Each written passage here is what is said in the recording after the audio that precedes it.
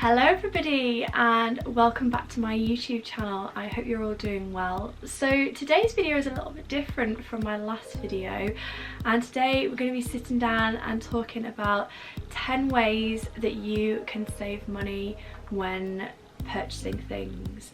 So what lots of you won't know is that I love being frugal, and amongst my friends and family I'm known for always trying to get the best deal on things. I'm the queen of discount codes, vouchers, all these sorts of things. So today I'm going to let you in on 10 of my top tips as to how you can save money. Alright, so before we get into the video, I would really appreciate it if you were to like and subscribe, as I'm really new to YouTube and so it would help me out a lot, and also it will mean that you'll get to see any new videos that I post over the coming weeks, months, years, hopefully. So tip number 1 is sleep on it. I know this might sound mundane, but there's so many things that we buy as an impulse buy and it's not necessary. So the best thing that you can do in order to save money is to have a look at something and then sleep on it, and then the next day reevaluate. Do I actually need this, or was it just a spur of the moment thing? Genuinely, this tip will save you so much money. Half the time we're just buying things to make ourselves feel good. We've seen an advert on Instagram that's made us think, oh yeah, that's good, we need that. But most of the time, realistically, we don't need it, and when it arrives in the post you'll probably be like, why did I even buy this? I really didn't need this. So yeah, tip number 1, sleep on it. Tip number 2 is, can you borrow it?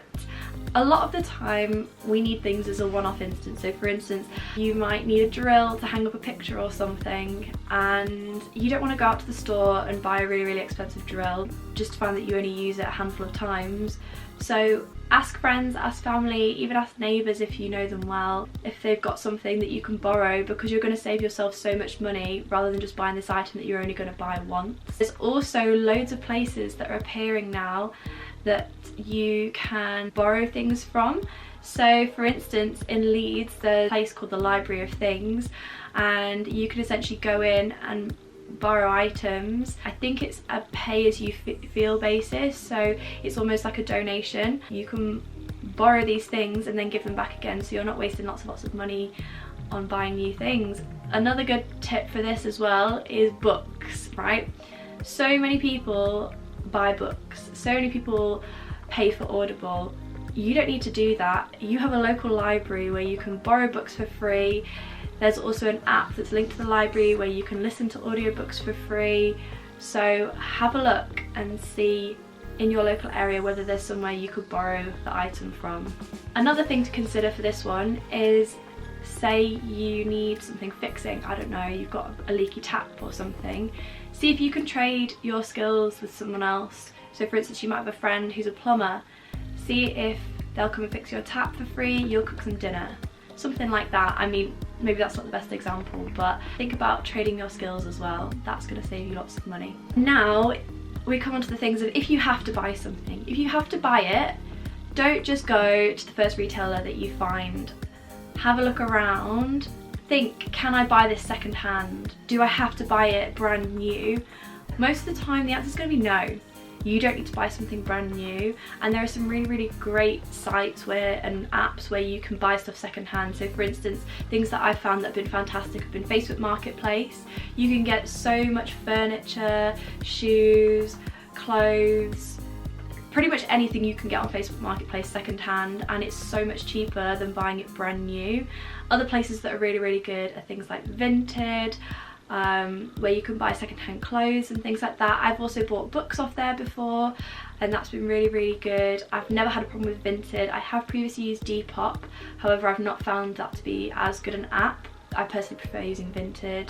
I have decided this year that I'm pretty much going to always try and look for an item of clothing or some new shoes or something on Vinted first before I buy it brand new, because most of the time you can find exactly what you're looking for and it's at a fraction of the price. And also another good place to look is Gumtree. So have a look at Gumtree.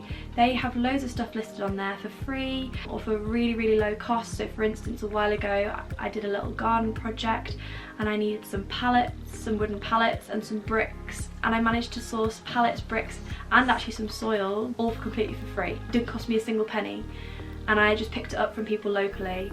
So yeah, have a look at Gumtree, Vinted, Facebook Marketplace for second-hand items that are hopefully going to cost you a fraction of the cost of if you were to buy them brand new. Another thing to mention is go and have a look in charity shops, because charity shops have some really good clothes. And what lots of people don't realise as well is that you can actually try things on in charity shop, and also you can often take them home, and if they don't fit you can take them back again. So it's essentially just like a normal clothes store, but the clothes tend to cost a fraction of the price, and often you can get quite lucky and you can find designer items or sort of high-end items at really cheap prices. I've also found brand new Topshop items and Zara items with the tag still on in charity shops, and they've literally been a fraction of the price of what they originally were. So particularly with clothes, have a look at buying second hand, because one, it's going to save you so much money, and two, it's so much more sustainable than buying fast fashion and brand new clothes every single month.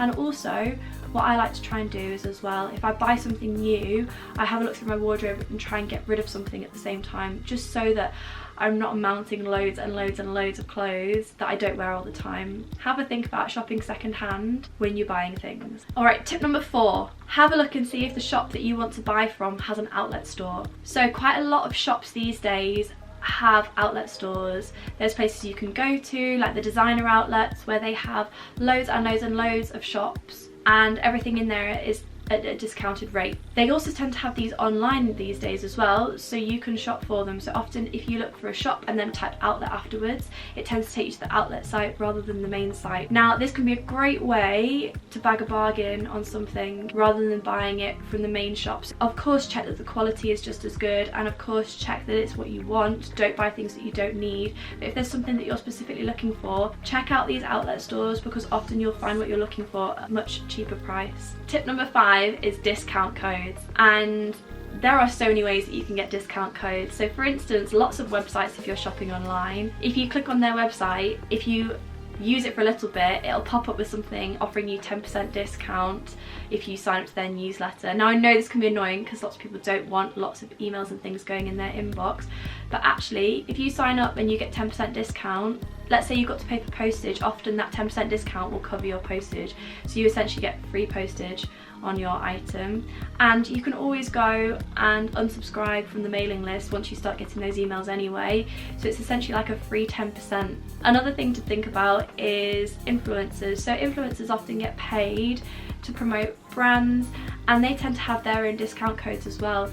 So for instance, if there's a brand that you know an influencer that you follow uses, then have a look and see if they've got a discount code that you can use, because often they'll be able to get you 10, 15, 20% off on that site just by using their discount code. Another place that's really good for getting vouchers and discount codes are sites such as Voucher and Groupon. So with these, just be really careful about the terms and conditions and things, because sometimes you have to go on certain days or it's only valid for a certain amount of time, but often you can get codes or reduced entry to places, so it's really worth looking at things like that as well.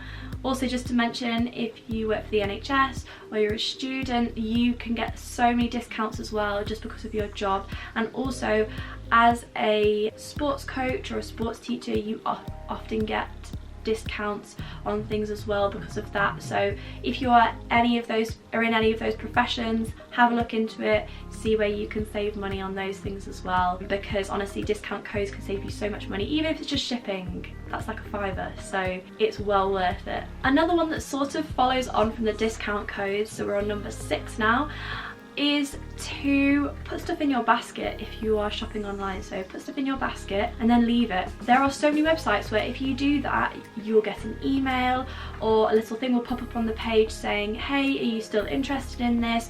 We'll give you X amount of discount. So again, try and do this. I mean, it doesn't work on every single website, but there's quite a lot of websites where it does work, and you might get an extra 10-15% off your order just by sticking it in your basket for sort of 10 minutes or so. So definitely well worth a try. Alright, tip number 7 is use cashback sites. Now personally, I really like using Top Cashback.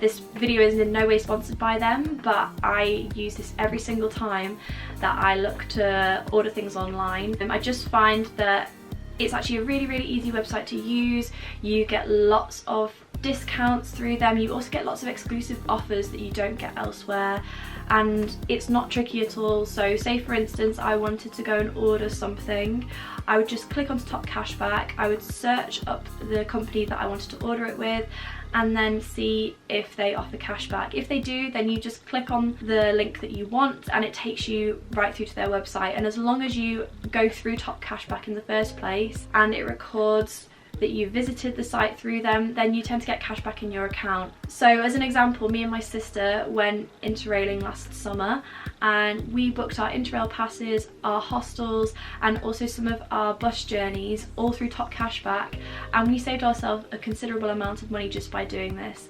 And I mean, I know lots of the cashback is maybe 1, 2, 3%, but sometimes it can be even bigger, so sort of 5, 6%. So if you're thinking of, I don't know, going on holiday, refurbishing your house, even buying insurance. I bought my insurance this year through Top Cashback and got money back from it. So essentially you're saving money on those purchases just by clicking through Top Cashback. So have a look at these cashback sites. It's a great way to save a little bit of money, so it's well worth doing. So have a look into these sorts of things and see if they'd be useful for you and if you can include them when you're purchasing things. Okay, tip number 8, and we're continuing with the cashback here. Try and use a credit card, debit card, bank that offers you cashback. So again, not sponsored at all, but I personally use Chase because when I'm spending on my everyday account and I use my Chase card, I get 1% cash back. And this can be such a great way to just save a little bit of money on those everyday purchases. Let me know in the comments below if there's any other cards or banks that you use that offer cash back that you find useful, and hopefully other people can learn from that and share. And tip number 9, use loyalty cards. Now let's be honest, we all have way too many loyalty cards these days. However, it is so worth it, and what I found recently as well, which I don't know if you're aware of, is that lots of these loyalty cards you can save to your Apple Wallet on your phone, so you don't actually have to have a stuffed full purse or wallet just full of these loyalty cards. You can just have them on your phone, and when you go to pay you can just double click the side of your phone if you've got an Apple phone and you can use your loyalty card straight away. So it's definitely well worth it. Another thing to mention, which I don't have, but if you are a frequent flyer or you use a certain airline or you fly a lot as part of work, collect those air miles, because if you think about it, as you get older, if you retire, something like that, you'll have accumulated all these air miles and it might get you a free holiday somewhere, free flight somewhere. So yeah, if you're a frequent flyer, save those air miles. And finally, tip number 10, batch shop. Now I don't mean buy loads of apples from the supermarket, all of these sorts of things. No, I mean if you need to go and buy something, if you need to go out and about to get something, batch your errands together. If you need to go to the supermarket, the post office, you need to go collect something, batch those together, do it on one day and do it in one trip, because you will save yourself money, because you will only be paying for petrol once or the bus ticket once. You won't be having to do multiple trips each time, and you're also saving yourself time, not just money, by doing that. So batch your trips together. Likewise, if you're ordering things online, so for instance, say you order your shampoo and conditioner online, but you've got to pay for postage. If you know that in 3 months' time you're going to need new shampoo and conditioner, buy multiple, because then you'll only be paying for postage once and you can store those and you can get them next time just by getting them out of your cupboard, rather than having to order them every single time and pay for that postage. So batch together things and you will save yourself money. Alright guys, and that's the 10 tips. I hope you've enjoyed this video. So hopefully some of these tips you'll be able to take away and implement into your daily lives as well, and use them when you're buying things and saving things as well. If you've watched this and you've got any other tips, please leave them in the comments below, as it'll hopefully help other people with ideas as well. And yeah, if you like videos like this, please let me know and I can make some more. And yeah, thanks so much for watching my YouTube video, guys. Please don't forget to like and subscribe. Alright, I'll see you in the next video. Bye guys.